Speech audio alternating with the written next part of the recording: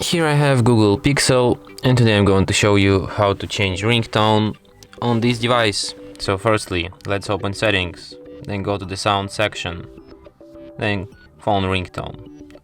Here you have a lot of different sounds, like pixel sounds, sounds of pride, a lot of different ringtones with different themes, classical harmonies. You can also add your own ringtone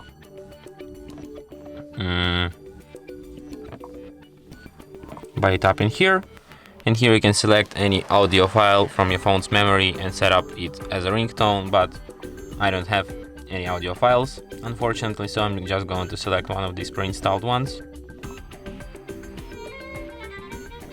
Beautiful. Such a beautiful ringtone. This one is... wow. This one is the best ringtone. And that's it. Thanks for watching. If you find this tutorial useful, don't forget to hit that like button and subscribe to our channel.